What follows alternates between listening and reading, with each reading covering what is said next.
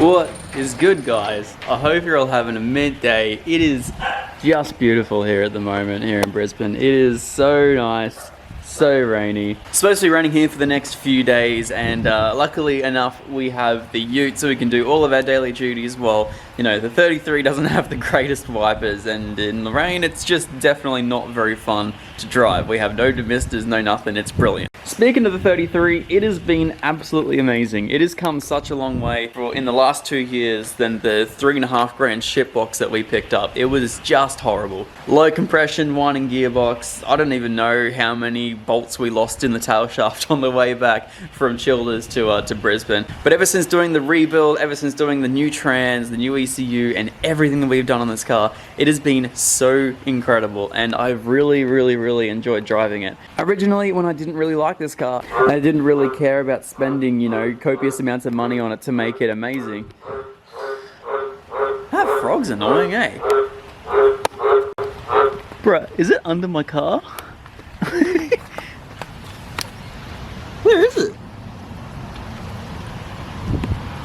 The sound was coming from my car. Is it in my car? What? The whole idea of the car was never to spend a copious amount of money on it, and I will admit, it's probably cost me about $12,500 to get it to where it is at the moment. It has been absolutely perfect. Now it has a beautiful refreshed engine that's still pretty much under 5,000 Ks old.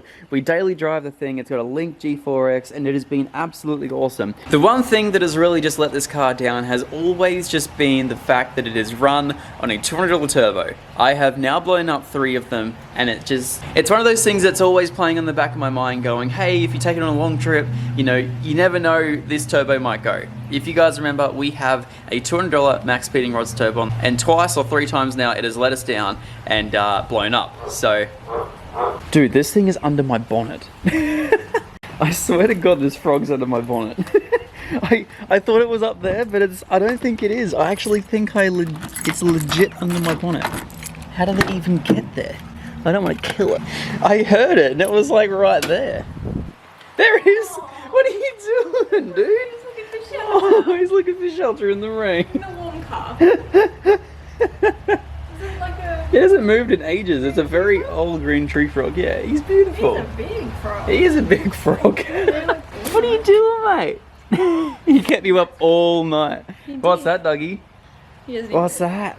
So my goal for the last couple of months has been to basically daily drive the car and just let it run, and it has been absolutely phenomenal. The car has been absolutely reliable as hell, and in the back of my mind there's something telling me it's weird to have a reliable car, so we're going to change the turbo. Make it faster. 270 horsepower has been an absolutely great benchmark for this car. It has been a lot of fun. It doesn't spin the tires, but that's 100% understandable because it is a 1.5 ton car with like only less than 300 horsepower. It doesn't spin the tires at all, and this turbo doesn't exactly spool up the quickest. So it's no G series, it's no even GTX. It runs on 16 PSI, and we're making a good 270 horsepower. So anyway, I've always had a spare max speeding rods turbo lying around the house just in case something blows up. And ever since having Hypergear as a sponsor on the channel, as you guys can see for the RX-7, which we started in the last video, the Hypergear turbo is just beautiful. Teo custom builds every single one of his turbos by himself, by hand, and they are just phenomenal. If you guys heard the noise that came out of this turbo in the last video, I highly recommend you go back and check it out because it is the nicest sounding turbo I have ever heard in my life. So first of all, before I show you guys the new turbo, I want to thank Teo from Hypergear so much. If you guys want anything Hypergear, if you want to have your original turbo, high float, if you want to get a brand new turbo, a Hypergear branded turbo, or anything like that, jump into the link in the description, tell him I sent you. With all that said, here is the brand new turbo for the R33.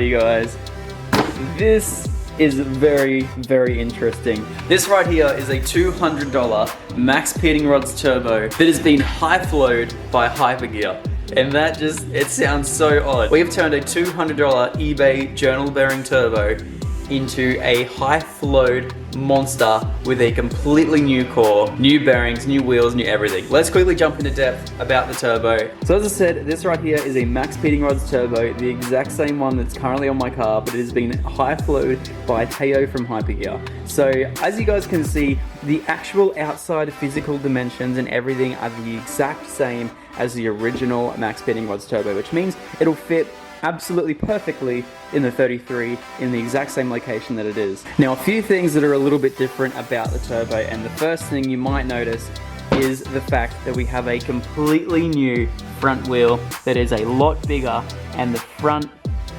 housing has been machined to suit.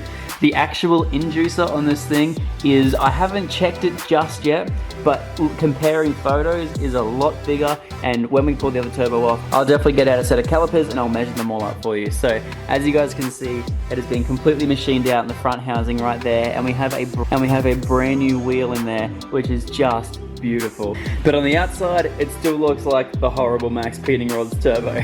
So then we've also followed that through on the back right here, so you guys can see that the rear housing has also been machined and also allows for a brand new rear wheel as well. So this is going to allow us to flow so much more exhaust gas than before. It is just awesome. Not only that, but on the inside, we actually have the exact same core, or exact same housing for the core right here. However, this has all been machined to put upgraded thrust bearings in it. So Teo has gone through, put all new bearings through this entire thing, brand new wheels, basically a brand new core to increase its reliability and also help us get a little bit better spool from it. And it's just going to be absolutely amazing. Now, the last thing on this turbo as well, you guys might notice, is this beautiful brand new zinc coated actuator. So this is an upgraded actuator. I'm not quite sure exactly what PSI it is set for just yet, but we'll work that out in a second. You guys can also see that he's also put a bigger flapper on it, and we've also done a really big flapper mod on this one here,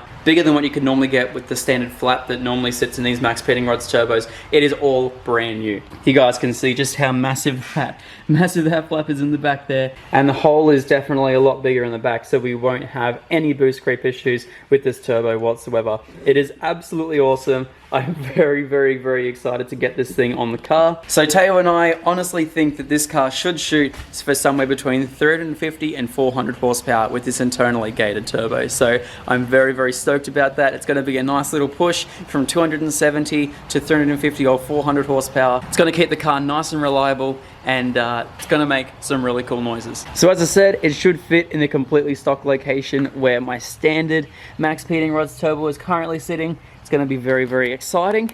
First of all, we're going to head to a Target garage, and over the next week or so, we're going to be daily driving the ute. So the next couple of clips are probably going to be over a couple of days, but I hope you all enjoy. Righto guys, so I do apologise. I left my M50 at home, so let me know how you guys think about the iPhone quality camera thingy. Righto, so we're going to take the turbo off today, or we'll see if we can get around to it. Sarah finishes work at 6:30, and the car's going to be staying here until he gets tuned, so Dougie's going to be helping me out. He's staying in the car. Here we're ready to go somewhere, but we're not going anywhere, are we? No, we're not. No, we're not. So yes, Sam has very graciously left me all of his tools as well, so we're going to be just using all of his tools here. Turbo should come off really nice and easily. First of all, I'm just going to take off the intercooler piping, see if I can get off as many lines as possible, leave the dump in the car. Should be fairly straightforward to get the turbo out of the car, but also have to jack up the car and drain it full of coolant, or drain it out of coolant, so we'll do that too as well. Cool. I should probably actually invest in some coolant for this thing. I've neglected this car for so goddamn long. Rightio, so turbo's pretty much all off. It's been about half an hour or so, dumps off. I got pretty much everything on this side of the turbo, plus all of these are all loosened off now. So all I have to do now is jump onto the underside of the turbo, and I'll try and get the oil return and the coolant return as well. I'm not quite sure. I think that might be the... Oh, that's the coolant return right there. Oh, that makes it easy. All right, cool. We'll steal that coolant return, and then it's just that oil return, and we should be pretty all over it. So, got 2 more lines, and the whole thing should come straight off. 1 more bolt left to go, and then basically I'm pretty sure the whole turbo can come straight off if I've done everything correct. Fingers crossed I've got all the lines that I need, apart from...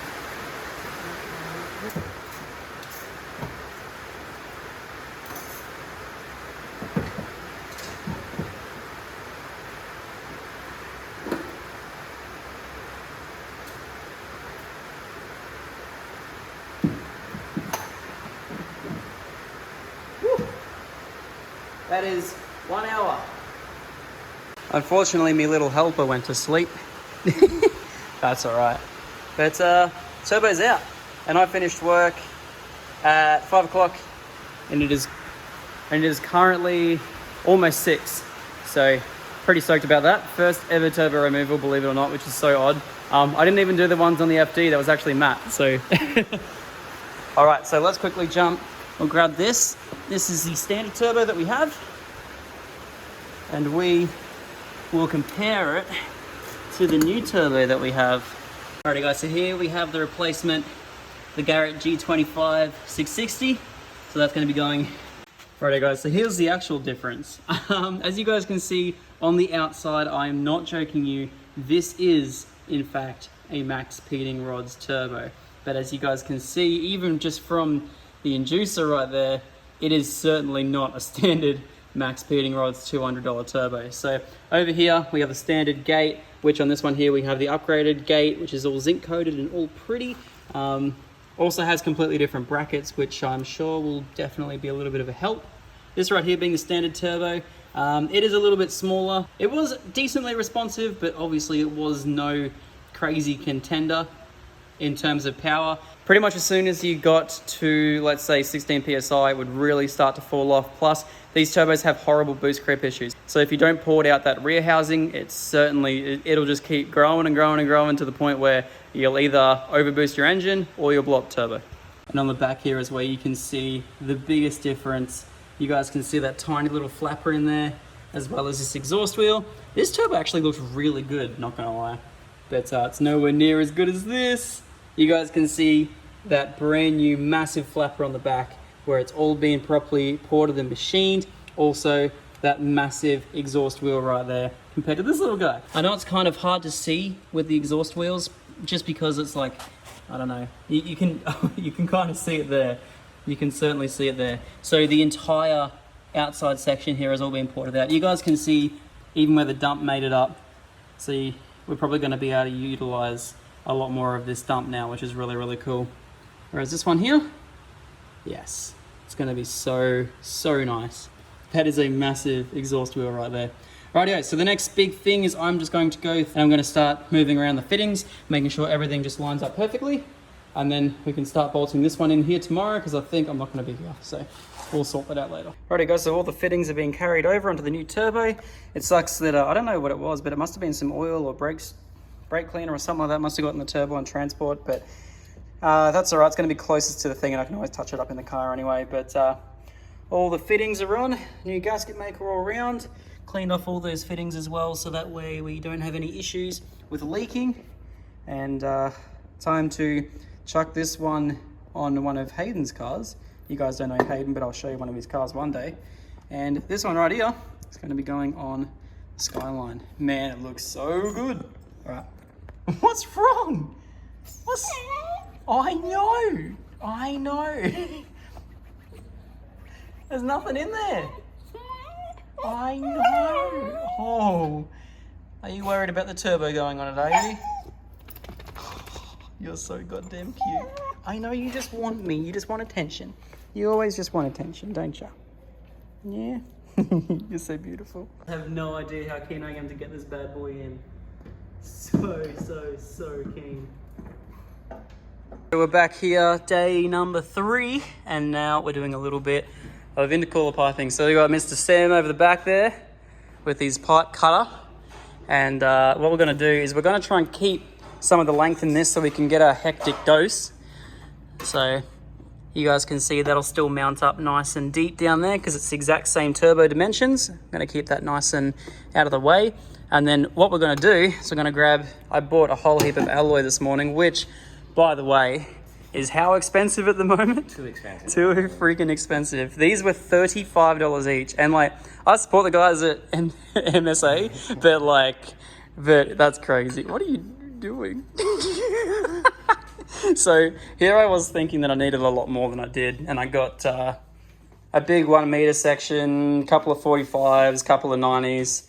And we didn't need all of that anyway because you found a way better solution. Panic bought looked like it was toilet paper in the middle of COVID. We need 245s. Yeah, yeah. 390s and a meter of straight that we don't need. I know the guys down there, so they will take that back. But you'll probably just use it anyway for stuff. Yeah, I could just sell it. Yeah, that's cool. A trade price. Yeah, that sucks. But yeah, so what's the plan, Sam? Well, the plan is to trim these off as low as possible so we can weld them together to make an S, because we basically just need to step this pipe down to that pipe. So we're actually going to undo this hose clamp to make them face each other, and yeah, literally it's going to be so. You could even just get away with probably bending it and using a straight section, but that's ghetto. We won't do that. We'll just force this into there and bend that up because it's rubber and that's rubber, and we'll just force it in there. That's what we'll do. But sounds good. To do it properly and make it look neat, we will make an S bend out of these two. So we're about to go cut it, trim them down so they can at least be where we want them to be. We'll work out how much we need to take off these, weld it together, put some bead roll on it, and yeah. Excellent. So for those of you who don't know actually as well, I've started work here at Ataka Garage. So that is why now we have this amazing workshop that we can use and do all that sort of stuff. So it's the reason why you guys have seen the 33 sit in the in this shed for so long, which is nice. Sorry. It's been like 3 days. Yeah, that's it. It's been 3 days, but I feel bad because I don't know, this is a place of work and I just... He always feels bad. That's I always feel bad for everything. He feels guilty about everything. So he's just going to eyeball this and we'll see how we go, hey?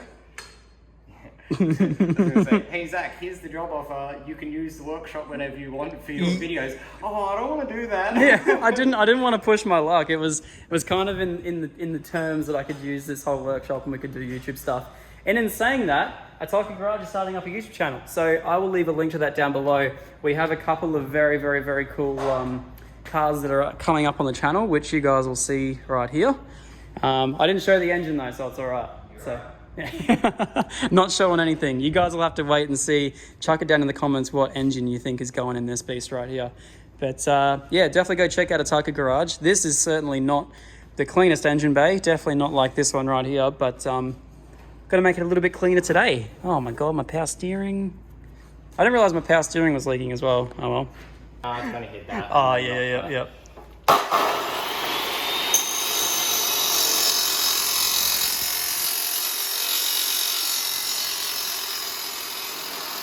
So another thing that was very, very fortunate was the fact that Sam also had, I'm just dropping on my bolts here, also had this line around, which is a brand new viscous hub and basically brand new fan that came off an RB20. Fans look exactly the same. So this one here is going to be going to Ashley, who's having a few issues with her viscous hub. I'm going to need two hands. I've just made a mistake. I was just going to say, and also apparently it's not good to have these big cracks running through your fan that I've had for the last couple of months. So originally I was going to go with a GK Tech fan, but this is the biggest reason why we're going to be switching out this whole center here. So fingers crossed it all fits up perfectly. If not, I can always take my hub and change the fan over and stuff, but she should be sweet. So Sam, ever so nicely, is now tacking up the intercooler piping. And he's also changed around the intake piping as well. So it's a little bit shorter now, and it's going to sit nicely and over the intercooler piping that we do. So it's doing an absolutely mint job.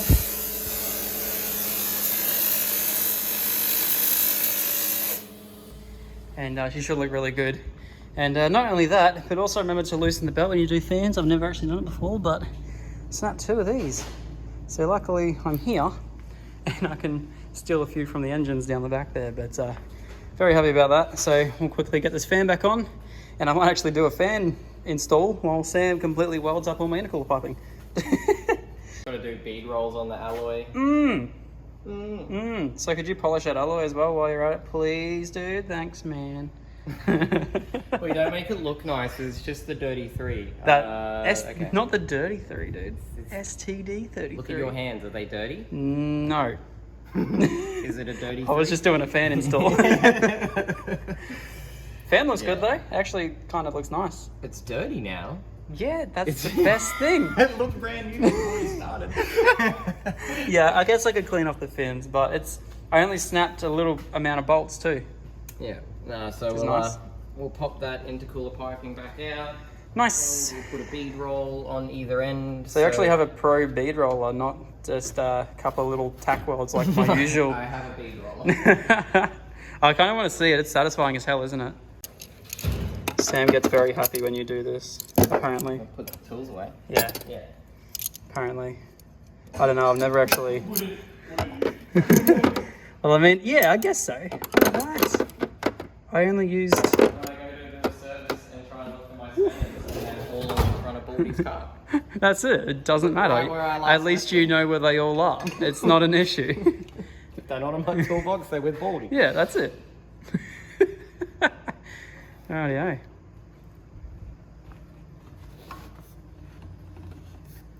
That's kind of cool. Whoa, that happened so quickly. What the hell? That's sick. It's kind of satisfying. It's pretty fun. I love it. When you get it right. That's dope. So we'll trim off all the swarf so that doesn't go through anything. It scares me the fact that you just. just grab it and rip it off, because I would cut my fingers like crazy if I did Yeah, that. but look at my hands. Yeah. Oh, they're stuffed. Stuffed. Yeah, no. No, you're Yeah, fine. so that's the cool. difference. That will stop a Hose clamp pipe. from slipping off. Yeah, I could probably make that a little bigger. And mad shout out to Toby that came out to the track that only got half his track time he was supposed to because my intercooler piping. Oh, that's funny. But no, I also, when we started up the car yesterday, had a little bit of an issue where it was just pushing a little bit of water through on that outer hose right there. So I have just quickly nipped that up with the proper tool, an Imperial shifter, and yeah, we should be all good to go and start her up. Actually, it'll be done. Oh, apart from vac lines. So I've just got to do some vac lines from the Mac valve. This one here that's on a little bit of a... This one here That's is on... something I was meant to weld into this, wasn't I? It doesn't really matter either way. I don't really mind. I can add them later. Yeah. It's 2 hose clamps to undo. Yeah, legit. And drill a hole. Yeah. I can just run a vac line all the way up to the boost gauge. So that's completely fine. I'll do that. There we go. That's tight. That's tight. Boom. That's tight. Now we're going to have some very different doses, which I'm very happy about. Bigger turbo, new cooler piping, new intake, the whole works. Rightio. Sounds good, looks good, feels good. All bled up. And new turbo and everything's all sorted. So I'll move it back and we'll take it for a little bit of a test trip on Monday after it's sat for a little bit.